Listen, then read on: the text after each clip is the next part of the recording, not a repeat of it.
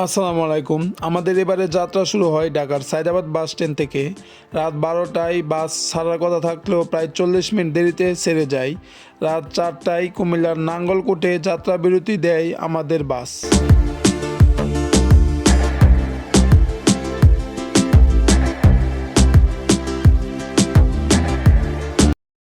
সবাইকে স্বাগতম হাতিয়ার চেয়ারম্যান ঘাট থেকে। এখান থেকে 50 টাকায় আমরা লঞ্চের টিকিট কেটে ফেলি নলছিড়া ঘাটের জন্য।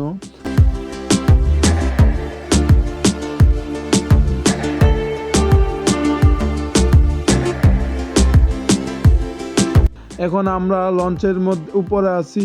এখান থেকে সানরাইজটা কিন্তু দেখতে অসাধারণ। এরকম সকাল কিন্তু আমাদের সচরাচর দেখা হয় না। আজকে অনেক দিন পর এরকম একটি সূর্য উদয় দেখতে পেরে সত্যি ভালো লাগতেছে। এখন চলেন আমরা প্রাকৃতিক পরিবেশ দেখে চলে যাই নলছিড়া ঘাটের দিকে।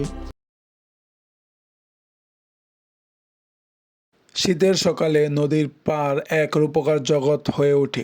ঘন কুয়াশা চাদরে ঢাকা নদী, শান্ত বাতাস, শিশির ভেজা ঘাস এবং নদীর উপর সোনালি রোদ এক শান্ত, স্নিগ্ধ ও অপরূপ দৃশ্য তৈরি করে। নদীর তীরের কুয়াশার মাঝে ভেসে আসা দূর থেকে মাঝির নৌকার দৃশ্য ও গ্রামের রোদ পোহানোর দৃশ্য শীতের সকালকে বিশেষভাবে জীবন্ত করে তোলে।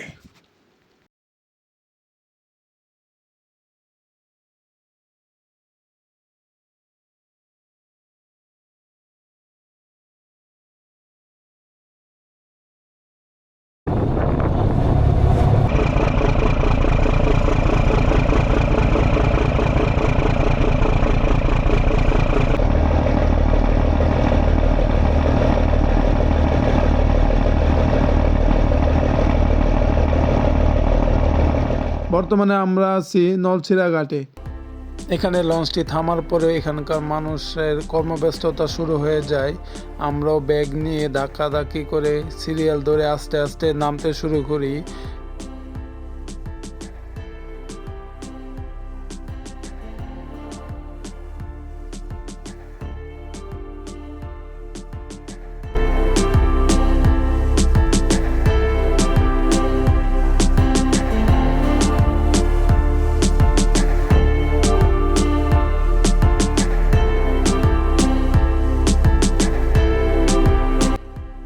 এখান থেকে আমরা একটি মোটরসাইকেল রিজার্ভ করে নিয়েছি 500 টাকা দিয়ে।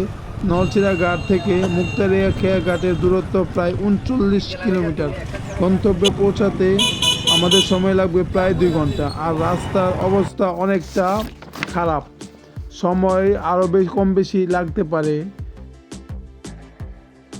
নিঝুম দ্বীপ আসার একটা সহজ উপায় হলো লঞ্চে করে চলে আসা। আপনারা যারা লঞ্চে আসতে চান তারা ঢাকার সদরঘাট থেকে হাতের উদ্দেশ্যে প্রতিদিন বিকাল 5:30টায় একটি লঞ্চ ছেড়ে আসে। সে লঞ্চটি পরের দিন সকাল 8টা থেকে 9টার মধ্যেই নোয়াখালীর হাতিয়ার তমরুদ্দি ঘাটে আসে। আর সেখান থেকে আপনারা মোটরসাইকেল ভাড়া করে চলে আসতে পারেন মুক্তারিয়া ঘাটে, এবং মুক্তারিয়া ঘাট থেকে 50 টাকায় ট্রলার ভাড়া দিয়ে চলে যেতে পারেন নিঝুম দ্বীপ ঘাটে। সেটি একমাত্র সহজ উপায়। আর আপনারা যদি বাসে আসেন তাহলে অনেক রাস্তা ঘুরে তারপরে আসতে হবে।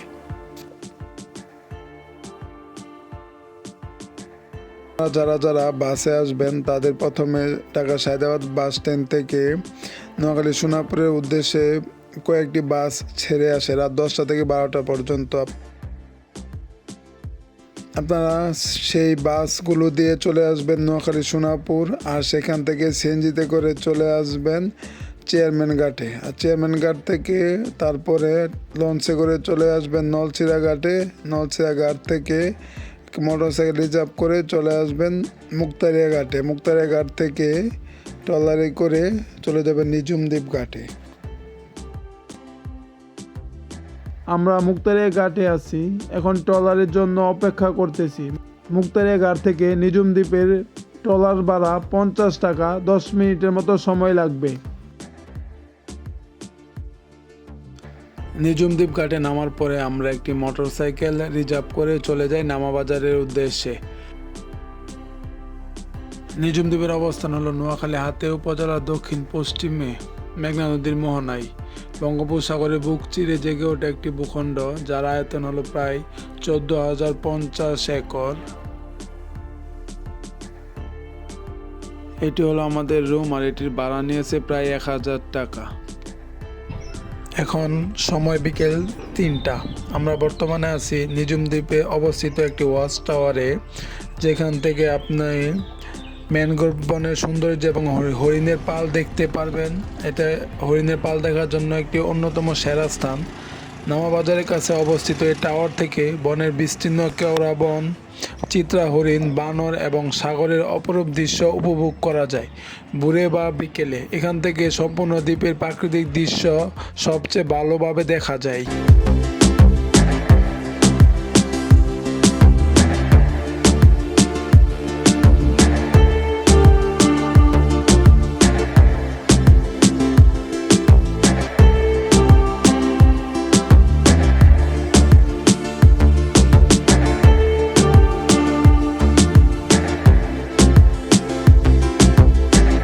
নিঝুম দ্বীপ এর আয়তন প্রায় 14,050 একর।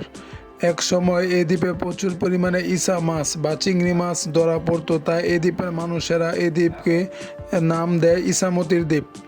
এটি মূলত বল্লার চর, কমলার চর, চর উসমান ও চর মুড়ি এই 4টি বড় দ্বীপ ও বেশ কয়েকটি ছোট চরের সমন্বয়ে গঠিত।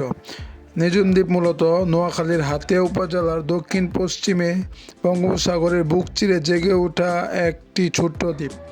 আপনি যদি প্রকৃতিপ্রেমী হন তাহলে তো কোনো কথাই নেই, এটা শীতকালে আপনার জন্য হতে পারে সেরা ডেস্টিনেশন। শীতকালে নিঝুম দ্বীপ সহ এর আশেপাশের দ্বীপগুলোতে হাজার হাজার অতিথি পাখি আসে। আমরা ওয়াচ টাওয়ার থেকে নিঝুম দ্বীপের প্রাকৃতিক সৌন্দর্য দেখে চলে যাচ্ছি পালকির চরের উদ্দেশ্যে। এটি একটি নির্জন এবং শান্ত চর। এটি মেঘনা নদীর মোহনায় অবস্থিত।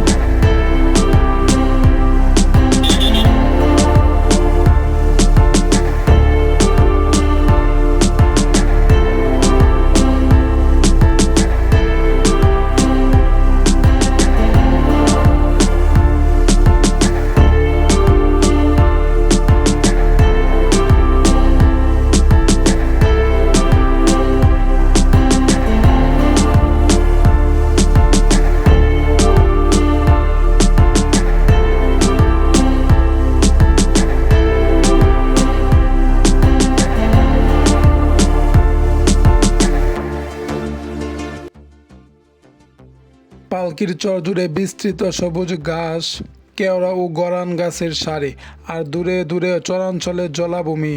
সব মিলিয়ে জায়গাটি মনে হয় যেন প্রকৃতির এক শান্ত আশ্রয়। শীতকালে এই জায়গায় অসংখ্য পরিযায়ী পাখির মিলন মেলা বসে, যেটা প্রকৃতিপ্রেমীদের জন্য একটি অসাধারণ জায়গা। সূর্যাস্তের সময় আকাশ আর নদীর জলে রঙের খেলায় পালকির চর হয়ে ওঠে আরও মোহময়। এই এলাকায় মানুষের জীবনযাত্রা সরল। তারা মূলত মাছ ধরা, গবাদি পশু পালন ও কৃষিকাজের সঙ্গে যুক্ত।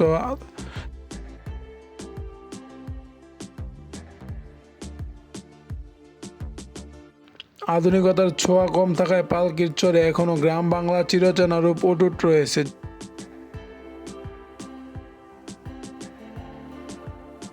যারা শহরের কোলাহল ছেড়ে প্রকৃতির নীরবতা অনুভব করতে চান তাদের জন্য পালকির চর এক অনন্য গন্তব্য।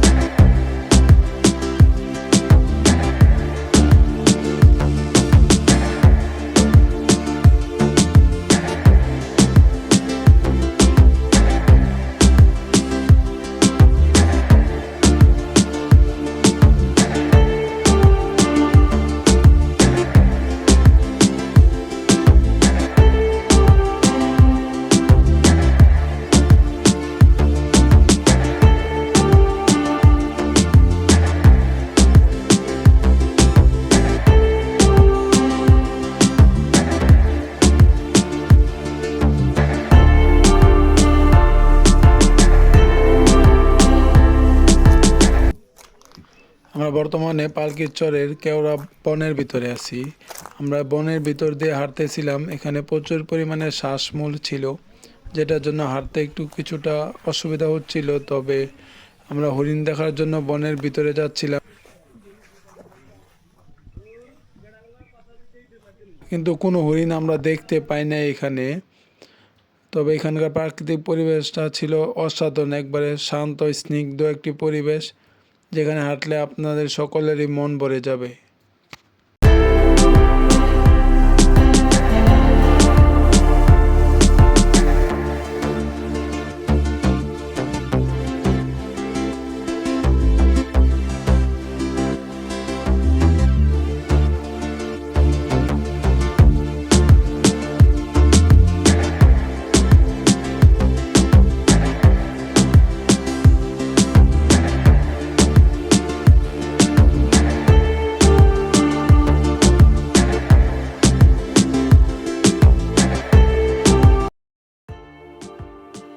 নিঝুম দ্বীপে 2011 সালের তথ্য অনুযায়ী হরিণের সংখ্যা ছিল প্রায় 40,000-এর মতো। বর্তমানে তা 5,000-এর নিচে চলে আসছে।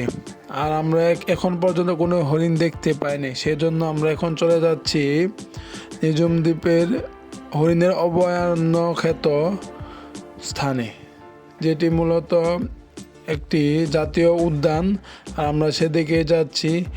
এখন সেখানে যাওয়ার পরে দেখা যাক আসলে কি আমরা হরিণ দেখতে পাই কি না।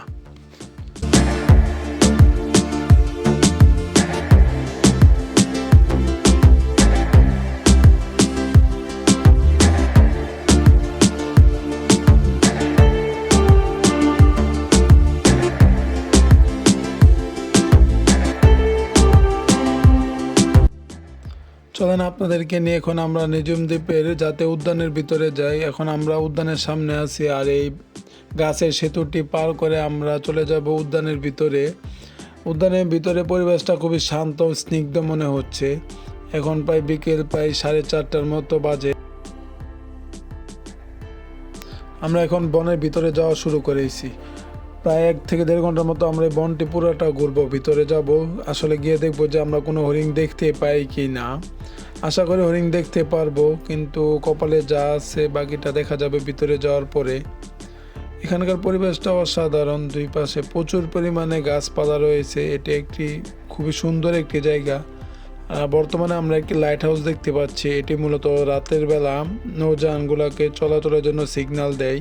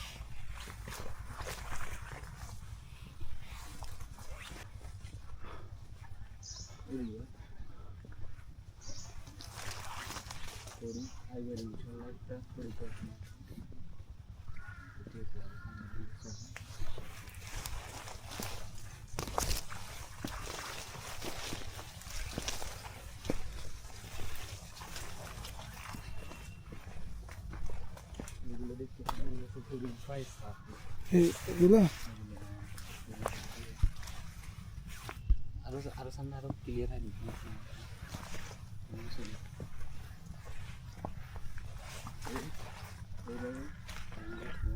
ঠিক পরিমাণ সব সিএনসি এগুলো হয় সাফ।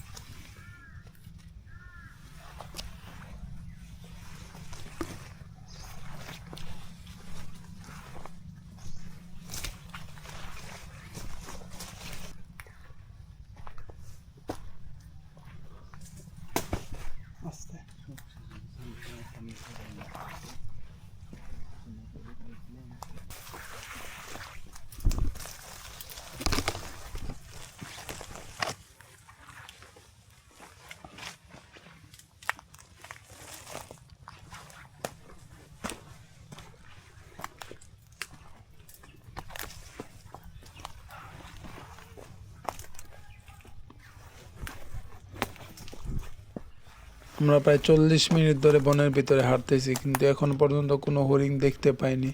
তবে অনেকগুলা গাছ দেখছি যারা অবৈধভাবে কেটে নিয়ে যাচ্ছে, বনের পরিবেশ নষ্ট করছে। এই দুষ্কৃতিকারীদেরকে অবশ্যই আইনের আওতায় আনতে হবে, কিন্তু প্রশাসন এদিকে আসলে কতটা নজর দেয় সেটা আমি বলতে পারি না।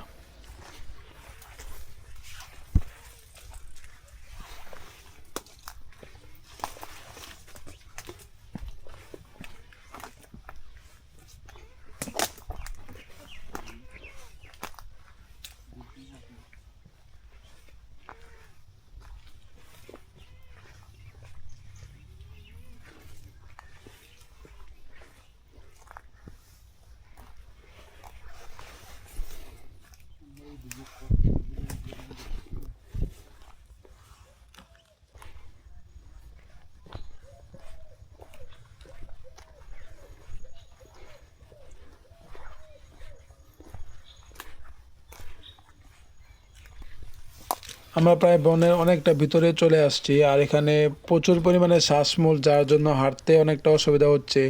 তাও আমরা বনের ভিতরে যাচ্ছি যাতে হরিণ দেখতে পারি, কিন্তু এখন পর্যন্ত আমরা হরিণ দেখতে পাইনি। হরিণের অনেক পায়ের ছাপ দেখেছি, হরিণের মল দেখেছি। আশা করি কপালে যদি হরিণ থাকে আজকে দেখবো, আপনাদেরকে দেখাবো।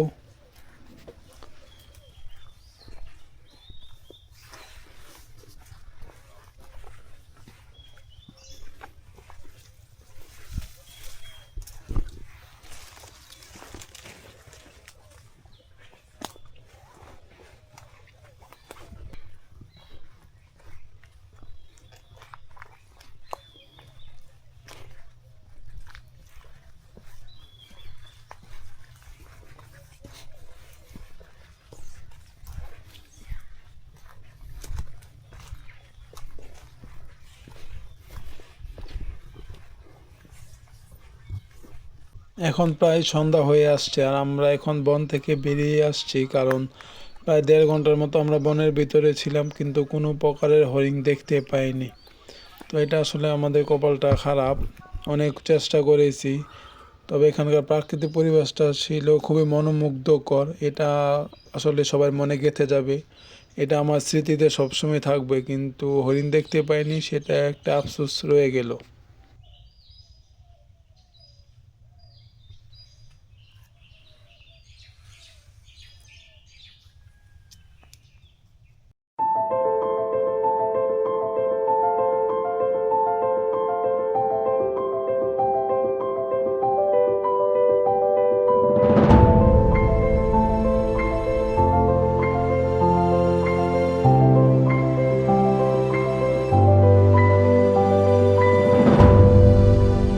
বন্ধুরা, আমরা বর্তমানে নামাবাজার সি বিচে আছি, আর এখানে আপনারা চাইলে তাঁবু নিয়ে ক্যাম্পিং করে থাকতে পারবেন। আপনারা চাইলে সাথে করে তাঁবু নিয়ে আসতে পারবেন, আবার এখান থেকে ভাড়াও নিয়ে থাকতে পারবেন। এখান থেকে একটি অসাধারণ সানসেট আপনারা দেখতে পারবেন, যেটি আপনার খুবই ভালো লাগবে।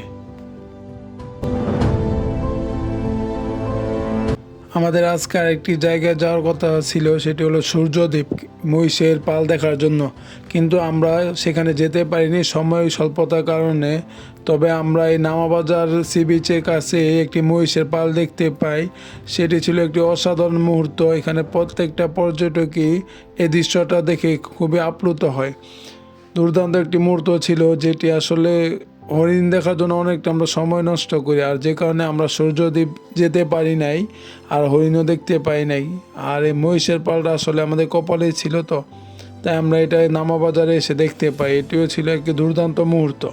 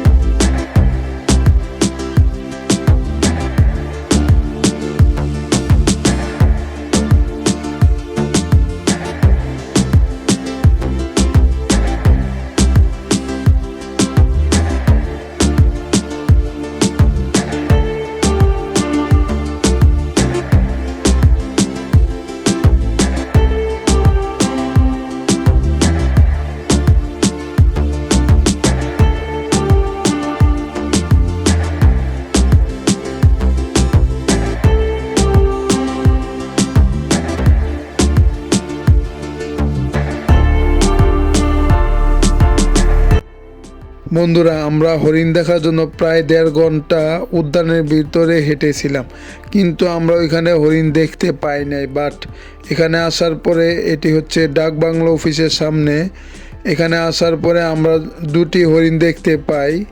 এটা কি বলে, যদি আপনার কপালে থাকে তাহলে এমনিতে আপনি পেয়ে যাবেন সেই জিনিসটা।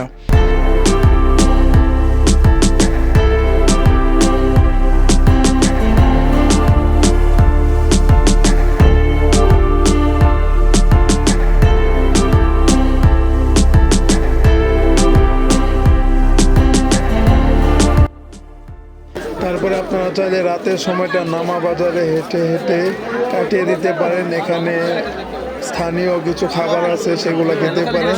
আশা করি আপনাদের ভালো লাগবে। ধন্যবাদ।